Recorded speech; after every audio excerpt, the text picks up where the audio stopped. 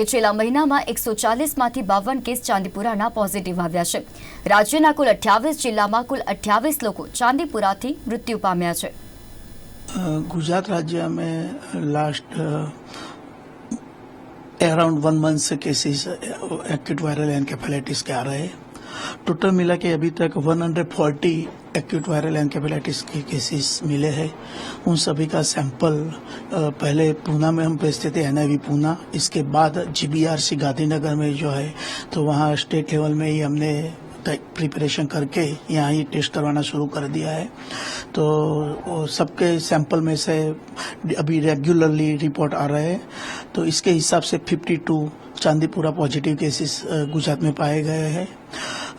ये केसेस कोई एक जगह पे नहीं है, छुटे छवाए हर अप्रॉक्स 28 डिस्ट्रिक्ट में छुटे छवाए केसेस मिले हैं।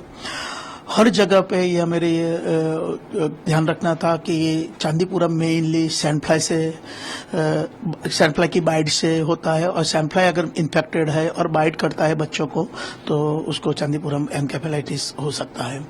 तो सैंड फ्लाई को डिस्ट्रॉय करना मेरा प्राधान्य हो गया था, और सैंड फ्लाई को डिस्ट्रॉय करने के लिए मेजोरिटी सैंड फ्लाई कच्चे घर में रहती है। तिराड़ जहाँ झुंपड़पट्टी जैसा मकान है, जहाँ तिराड़ है मकान में, तो उसी में उसका वसवाट होता है।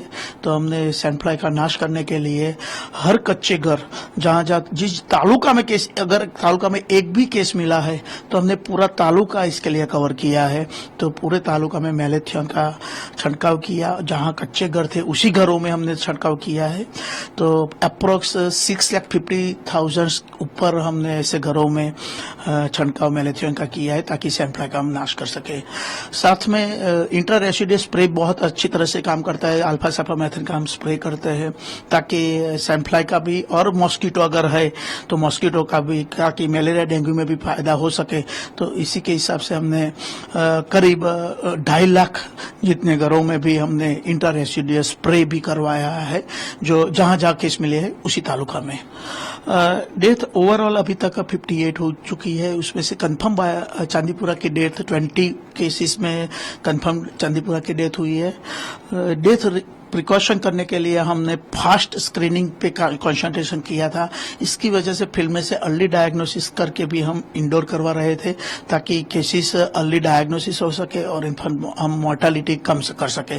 साथ में हमने सभी IMA डॉक्टर को भी इन्वॉल्व किया था, उनको भी CME करके इन्वॉल्व किया कि अगर कोई ऐसा केस आता है जिसके साइन सिम्टम वायरल एनकेफेलाइटिस जैसे है, तो आप तुरंत उसको या तो बड़ी अस्पताल में भेजें या मेडिकल कॉलेज जैसी हॉस्पिटल जहां round the clock paediatrician available हो, राउंड द क्लॉक वेंटिलेटर की सुविधा हो, उसी जगह पे उसी बच्चे को रिफर करने के लिए हमने IMA का पूरा सहयोग भी साथ में लिया है। अभी अंडर पेशेंट 25 पेशेंट अभी ऑन ट्रीटमेंट पे है, और 57 बच्चों को अच्छा हो गया है। तो 57 बच्चों को अच्छा होने के वजह से हमने डिस्चार्ज भी किया है। तो यह बहुत अच्छी भी बात।